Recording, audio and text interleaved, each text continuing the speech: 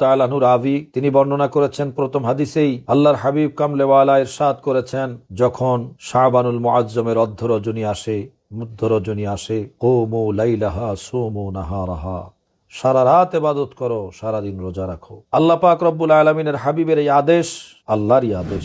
একই হাদিসের মধ্যে আল্লাহ পাক রব্বুল আলামিন বাদা গুরুবিশ শামস থেকে হাত্তা ইয়াতলু আল ফজর পর্যন্ত প্রথম আসমানে জালওয়া আফরোজ হন এবং বান্দাকে ডাকেন, কে আছো ক্ষমা প্রার্থনাকারী, ক্ষমা চাও আমি ক্ষমা করে দেব। কে আছো রিজিক অন্বেষণকারী, রিজিক চাও আমার কাছে। কে আছো বিপদে পড়েছো, বিপদ থেকে মুক্তি চাও, আমি মুক্তি দেব। তো যেখানে আল্লাহ তাআলা ক্ষমার জন্য আহ্বান করছেন, সেখানে আমি কেন এই রাতে ক্ষমা চাবো না? তাফসীর রুহুল বয়ানের মধ্যে স্পষ্ট হাদিস এসেছে। হযরত হাসান বসরি রাদিয়াল্লাহু তাআলা আনহু বলেছেন, হাদাসানি 30 মিন আসহাবিন নবী সাল্লাল্লাহু আলাইহি ওয়াসাল্লাম, আল্লাহর হাবিবের 30 জন সাহাবী হাদিস বর্ণনা করেছেন। যেই ব্যক্তি মান সাল্লা ফি হাযিহিল লাইলাতি, এই রাতে যে ব্যক্তি নামাজ আদায় করবে, নাযার আল্লাহু ইলাইহি ৭০ নাজরাতান, আল্লাহ তার দিকে ৭০ বার রহমতের দৃষ্টি দান করবেন।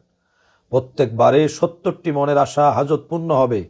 আর তার মধ্যে ছোট হচ্ছে ওয়াদনাহা আল মাগফিরা, আল্লাহ তাআলা জীবনের গুনাহ ক্ষমা করে দিবেন। তাছাড়াও অসংখ্য হাদিস রয়েছে, সহিহ হাদিস রয়েছে লাইলাতুল বারাতের পক্ষে। এই রাতে নামাজের কথা যেমন রয়েছে, তেমন যারা রোজা রাখে তাদের ইফতার পরিবেশনও করতে পারেন। ইফতারের সামগ্রী দিতে যে আল্লাহর হাবিবের পছন্দনীয় যে খাবারটা, হালুয়া রুটি, অনেকে হালুয়া দেয়, রুটি দেয়, এটা নিয়েও এত দুর্ভাগ্যজনক কথাবার্তা বলে। মাথায় টুপি, জুব্বা, পাগড়ি আছে, নামে বড় আলেম, বলছে শবে বরাতের হালুয়া রুটি দেওয়ার নাকি কুত্তার খাবার। নাউজুবিল্লাহ, বলে কি এগুলো? আল্লাহর দেওয়া রিজিক যেটা হালাল, সেটাকে হালাল বলতে হবে, সব সময়ের জন্য সেটা হালাল। আমরা হালাল রিজিককে কিভাবে কুত্তার খাবার বলে এরকম ঘৃণিত মন্তব্য করতে পারি? আল্লাহর হাবিবের পছন্দের মধ্যে হালুয়া ছিল, মধু ছিল, সহিহ বুখারীতে আছে। তো এই মিষ্টি জাতীয় খাবারকেই হালুয়া বলা হয়। এই পবিত্র দিনে যারা রোজা রাখে তাদের জন্য ইফতার পরিবেশনের সময় আমরা হালুয়া দেই। হালুয়ার সাথে হালুয়ার এই রুটি দেওয়া হয়, অন্যান্য খাবারও দিতে পারেন, আপনি খেজুরে দিতে পারেন, ইফতারের যত সামগ্রী আছে দেন, কোনো সমস্যা নাই। তবে হালাল রিজিক দিয়ে আপ্যায়ন করাকে যদি কেউ খারাপ মনে করে, তাহলে তার কোনো উদ্দেশ্য আছে বলে মনে করতে হবে।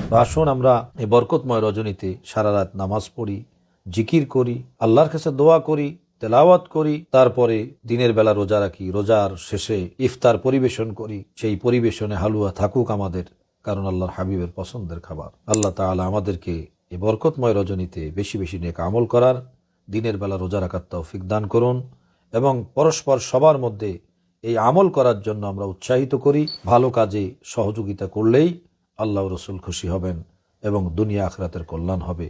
আল্লাহ পাক সবাইকে সুস্থ রাখুন, নেক আমল করার তৌফিক দান করুন। আমিন। ওয়া আখিরু দাওয়ানা আলহামদুলিল্লাহি রাব্বিল আলামিন।